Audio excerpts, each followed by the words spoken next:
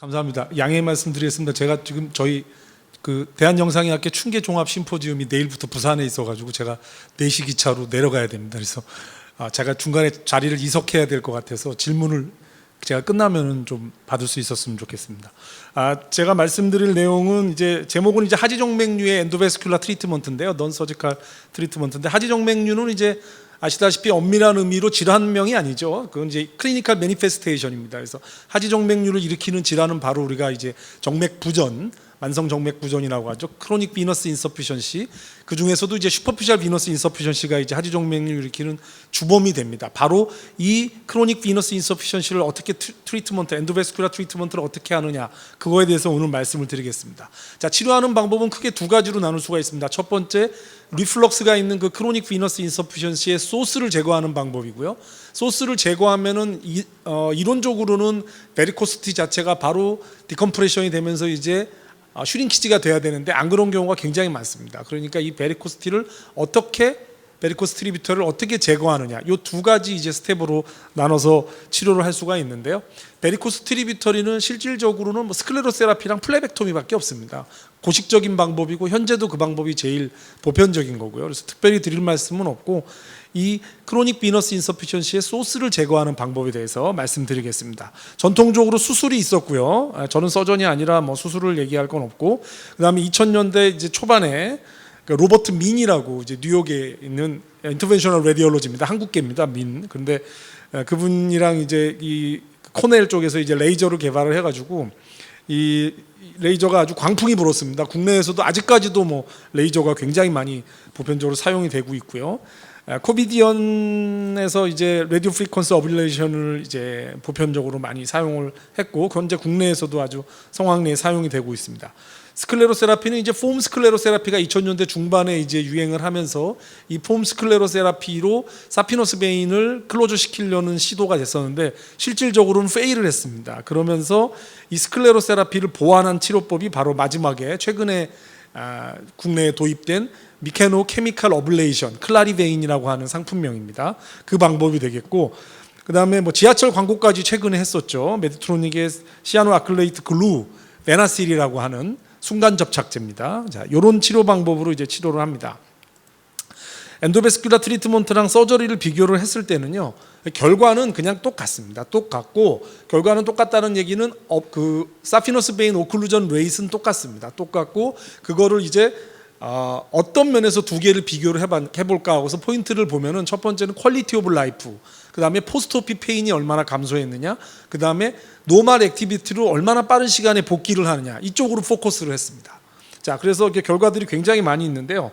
결론적으로 보시면 클로저 레이스는 똑같습니다. 서저리도 보통 90% 이상의 오클루전 레이트 나오고, 엔도베스큘라 트리트먼트 공이 90% 이상의 클로저 레이스를 보입니다. 심톰 임프루브먼트는 엔도베스큘라 트리트먼트가 조금 더 낫다고 하는데, 아마 이거는 포스트 오프 페인이 엔도베스큘라 트리트먼트가 좀 더 적기 때문에 심톰 임프루브먼트가 좀 더 빨리 느껴져서 아마 더 그러지 않았나 싶고요.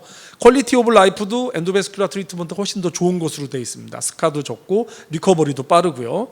페인은 뭐 비교할 거 없이 서저리가 심한 거로 되어 있고, 정상 일상생활로의 복귀 시간, 레이저 때뿐만 아니라 지금은 베나실이 도입이 되면서 더 빨라졌습니다. 이건 그래서 오클루전 레이스는 같고, 그 외에 다른 지표 모두가 사피노스 베인, 엔도베스큘라 트리트먼트가 우수하기 때문에 사실은 완승을 했습니다. 그러니까 레이저를 좀 살펴보면은 파장이 굉장히 많습니다. 이 파장이 굉장히 많은 게 장점이면서도 이제 지금은 단점으로 오히려 많이 대두가 되고 있는데요. 헤모글로빈이나 워터를 흡수하면서 열을 발생시키고요. 이론적으로는 블러드를 끓입니다. 끓여가지고 버블을 만들어서 버블이 프로포게이션을 시키면서 스롬보틱 오클루전을 만들고요.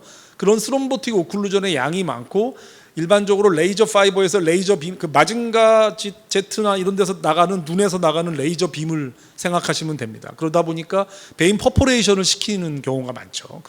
그래서 이 스롬보제닉하고 퍼포레이션을 시키기 때문에 포스트오피 페인이 심하고 멍이 많이 듭니다. 이론적으로 그거는 좀 피하기 어려운 부분이기도 하죠.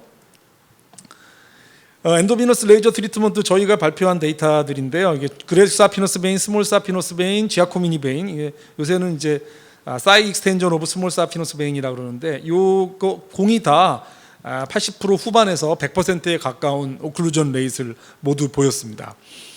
근데 이제 레이저가 약점이 있는데요. 무슨 약점이 있냐면 스탠다드제이션이 덜 돼 있습니다. 강호의 고수들이 워낙 이 정맥류 쪽은 많으신데 고수들마다 초식이 다 다르십니다. 나는 이걸 쓰고 나는 이걸 쓰고 나는 이걸 쓴다. 뭐 810 나노미터 파장, 980, 1470 나노미터를 쓰고 리드라 그러죠. 리니어 엔도비너스 에너지 덴시티라 해가지고 주는 그 에너지의 양입니다. 이거를 나는 30와트를 주고 나는 90와트를 주고 사람들마다 다 다릅니다. 파이버를 베어 파이버를 쓰기도 하고 레디어 파이버를 쓰기도 하고요. 그러다 보니까 초보자가 비기너가 배워가지고 시작을 하기에 레이저만큼 어려운 게 없어진 거죠.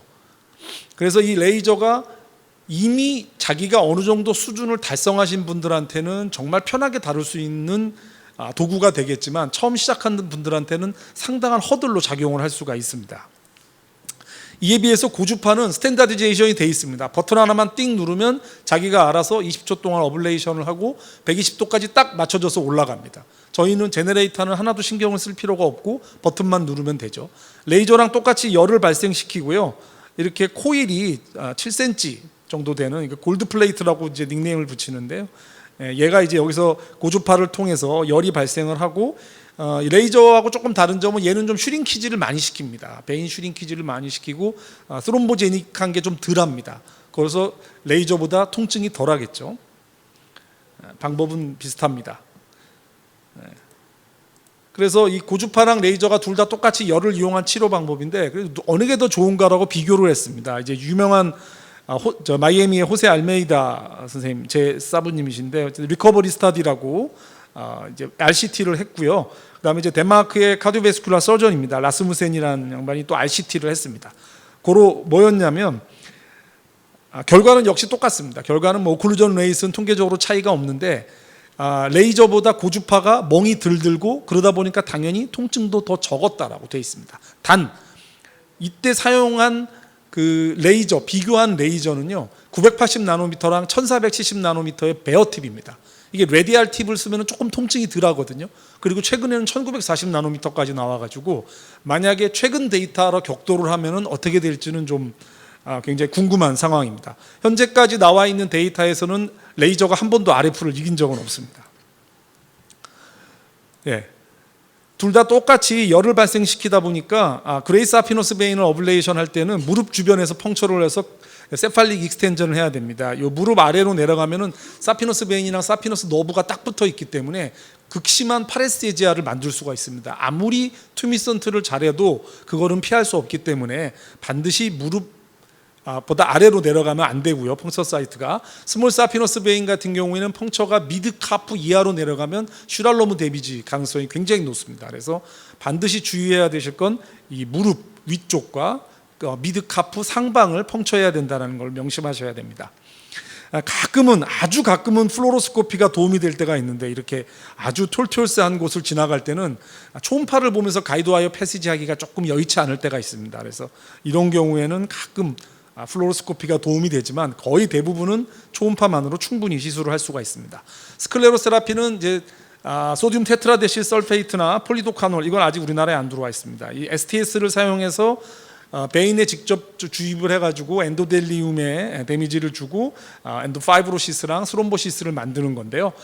이게 처음에 이제 폼이라는 게 도입이 됐습니다. 이 STS는 도입된 지 오래됐고요. 이거를 공기랑 믹스를 해가지고 그냥 앰비언트 에어입니다.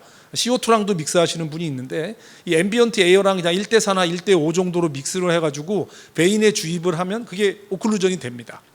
스롬보시스를 만들면서 오클루전이 되는데 이 폼 스클레로세라피를 가지고 사피너스 베인에 오클루전을 시키려는 시도가 있었는데 실패했습니다. 그 이유는 사피너스 베인 다이아미터가 굉장히 크기 때문에 이 스클레로전트의 접점이 실패를 한 거죠. 접는 면적 자체가 좁아지고 그러다 보니까 이제 뒤에 말씀드릴 미케노케미칼 어블레이션이라는 게 탄생을 했고요. 거기에서는 이제 와이어가 회전을 합니다. 회전을 하면서 엔도델리알 데미지랑 스파즘을 만들어 가지고 베인을 콜랩스를 시키는 거죠. 그 사이에 스클레로전트를 주입하게 됩니다. 그렇게 함으로써 엔도파이브로시스랑 스롬보시스를 극대화시킴으로써 오클루전을 시키는 거고요. 이 폼 스클레로세라피를 그래서 라스무센 그룹이 비교를 해봤는데 고주파랑 레이저랑 수술이랑 울트라사운드 폼 스클레로세라피를 비교해봤는데 폼 스클레로세라피가 아주 독보적으로 리커널리제이션 레이시 높았습니다. 그래서 폼 스클레로세라피는 사피너스 베인 오클루전용으로 사용하면 안 된다라고 돼 있고요. 레이저랑 고주파랑 스트리핑, 서저리랑 비교를 했을 때 고주파가 가장 덜 아픈 거로 결론이 났습니다.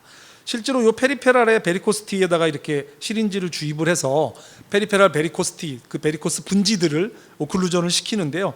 리퀴드랑 폼을 저희가 비교를 해봤더니 폼이 스클레로전트 효과는 훨씬 더 좋았습니다. 다만 이게 아무래도 에어가 들어가면서 익스펜전을 시키다 보니까 통증이 리퀴드보다는 조금 더 높았고요. 자, 이제는 본드입니다. 자, 순간 접착제죠. 이 글루를 사용해 갖고 이제 오클루전을 시키는 거고요. 이렇게 권총을 사용해서 글루를 사피너스 베인에다 떨어뜨린 다음에 어시스트가 눌러줍니다. 눌러주면서 이제 베인을 이제 붙여주는 역할을 하는 거고요. 이제 글루는 이제 저희 인터벤션 레디올로지스트들은 저희는 아토리알 블리딩 컨트롤할 때 많이 쓰고요. 서전 선생님들은 이제 또 OP 필드에서도 가끔 사용을 합니다. 이렇게 블러드가 닿게 되면 이제 바로 이 폴라리제이션이 되면서 폴리머리제이션이 되면서 이제 굳게 됩니다.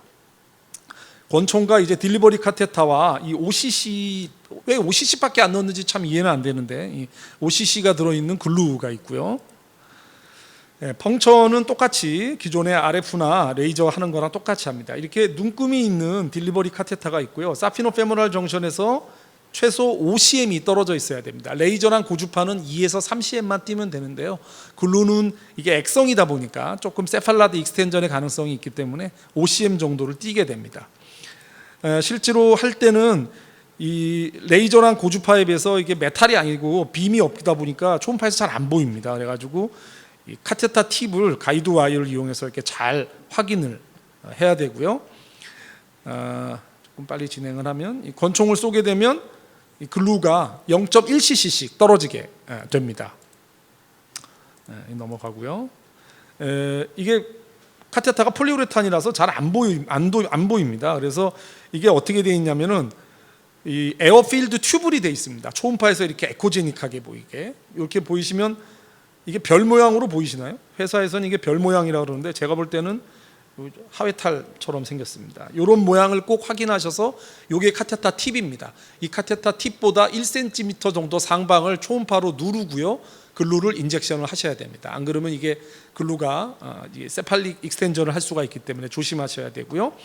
방법은 처음에 이 사피노 페모랄 정션에서 5cm 떨어진 부분에서 프루브를 누르고 쏘고 1cm를 빼고 또 한 번 쏩니다. 즉 두 번을 쏘게 되는 거죠. 왜냐하면 여기가 이제 리플럭스 첫 포인트이기 때문에. 그런 다음에 3분을 누르고요. 그 다음부터는 쏘고 3cm 빼고 30초 누르고 쏘고 3cm 빼고 30초 누르고 이런 방법을 반복하게 됩니다. 굉장히 쉽고요. 잘만 훈련되면 전공의도 아주 쉽게 할 수 있습니다. 호세 알메이다가 처음 휴먼 트라이얼을 했고요. 결과는 90% 조금 넘게 나왔고 지금도 계속 많이 지적되고 있는 이 비나스 1의 가장 큰 문제점이 바로 이 플레바이티스입니다. 이게 글루가 인플라메이션을 일으키거든요. 그러다 보니까 저희도 보면 데이터가 한 20% 정도 되는 플레바이티스가 있습니다. 그래서 이부프로펜을 처방을 하고요. 그래서 꼭 환자한테 증상이 생기면 이부프로펜을 드시라고 얘기를 하고 있습니다. 유로피안 스타디고요. 토마스 프롭슬이라는 마인즈의 유명한 피부과 의사입니다. 이 사람은. 근데 이제 유로피안 스타디에서도 1년 페이턴시가 90%, 95%에 육박하는 결과를 보였고요. 비클로스 트라이얼이라 그래가지고 이제 글루랑 RF를 비교해 봤었습니다. 글루가 스타디에 들어오기 전에는 RF가 가장 덜 아픈 치료 방법이었기 때문에 그 둘을 비교를 해봤는데요.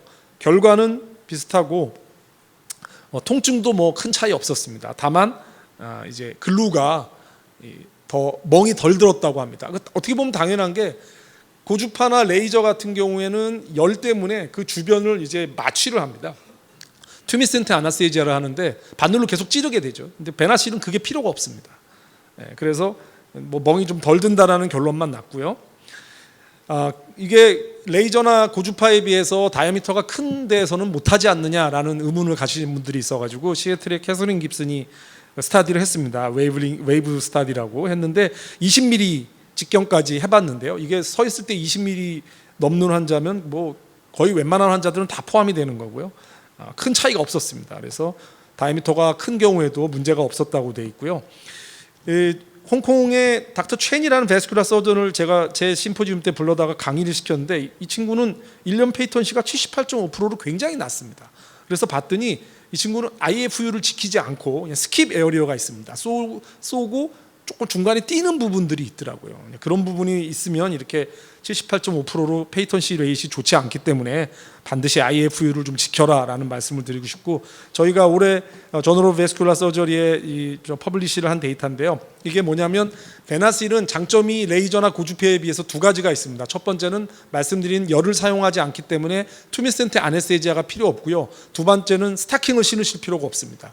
근데 국내 환자분들은 이 바깥쪽에 있는 베리코스티 튜리비터리를 바로 그 자리에서 없애주기를 바라시거든요.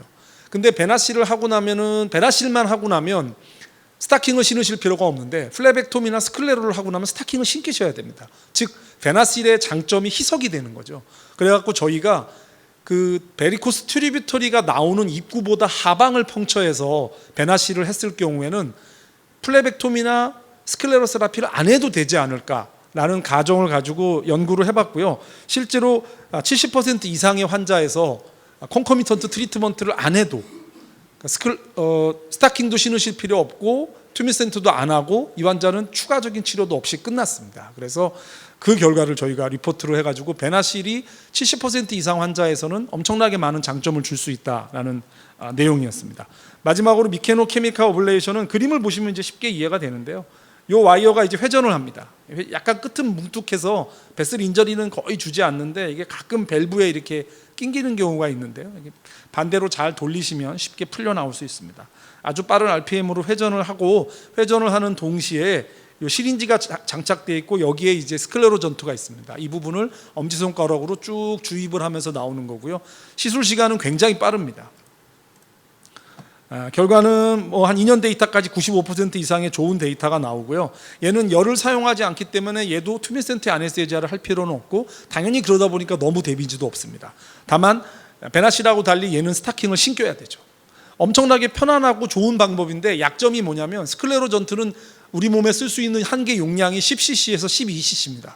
10cc 이상은 되도록이면 쓰지 못하게 되어 있기 때문에 양쪽 다리를 한 번에 치료하기가 어렵다라는 단점이 있습니다. 그래서 저희 병원에서도 한쪽 GSV나 한쪽 SSV 또는 한쪽 GSV 또 다른 쪽 SSV를 치료할 때 제한적으로 사용을 하고 있습니다. 많은 얘기를 좀 빨리 진행을 하느라고 좀 숨가쁘게 왔는데요. 엔도베스큘라 트리트먼트는 여러 가이드라인에서 이제 서저리를 제치고 골드 스탠다드가 됐습니다. 트리트먼트 모달리티의 차이점에 대해서 좀 열심히 저희가 좀 숙지를 한다면 어떤 환자한테 또는 어떤 리전에 맞게 어떤 디바이스를 사용할지를 잘 고를 수 있을 거라고 생각이 듭니다. 감사합니다. 네, 감사합니다. 지금 가셔야 되기 때문에 질문을 바로 받도록 하겠습니다.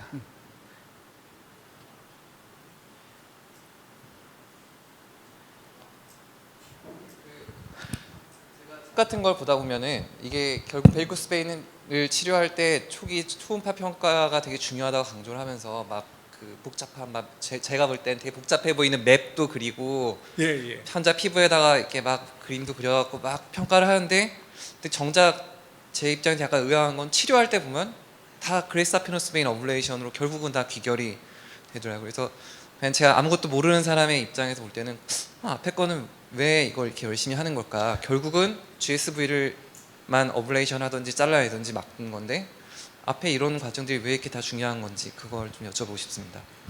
그 그림을 그리는 거는 그레이트 사피너스 베인에는 저희는 그림을 그리지 않고요. 그거는 이제 초음파 보고 충분히 저희가 위치나 이런 걸 다 알고 있으니까 전혀 뭐 그럴 필요 없고 투미센트 아네스테지아에서 전부 다 초음파로 다 할 수 있으니까 거기는 그림을 그리실 필요도 전혀 없으십니다. 선생님이 하실 때도. 다만 그림을 그리는 경우는 브랜치 베리코스티를 저희가 플레벡토미를 할 때는 플레벡토미를 하거나 스클레로세라피를 할 때는 얘가 누워버리면 바로 콜랩스가 돼버려서 안 보입니다. 아무리 우리가 리버스 트렌델렌버그 포지션을 한다고 해도 이게 브랜치 베리코스티가 잘 안 늘어나고요. 특히 어블레이션을 한 다음에 그러니까 사피너스가 오클루전을 시킨 다음에 베리코스 트리비터리를 치료하려고 그러면 더 안 보입니다. 그래서 플레벡토미를 할 인시전 사이트를 찾거나 스클레로세라피를 하기에 좋은 위치를 찾기 위해서 저희는 표시를 하거든요. 네.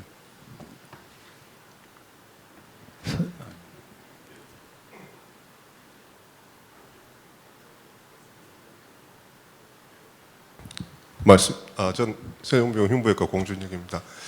지금 바리코스티 뭐 전반적인 그 말씀을 많이 하셨는데 제가 한번 좀 코멘트를 하자면은 우리 그 이제 내과 쌤이나 이렇게 새로 시작하실 때 이제 우리가 알아야 될 게 동맥하고 좀 다른 게 비너스는 네트워크가 많이 발달되어 있어가지고 우리가 동맥처럼 아나토미컬 코렉션이 아니고 비너스는 이제 클리니컬 코렉션을 좀 더 위주로 가야 되고 그 다음에 이제 이게 원인과 결과가 있고 이제 합병증이 있거든요.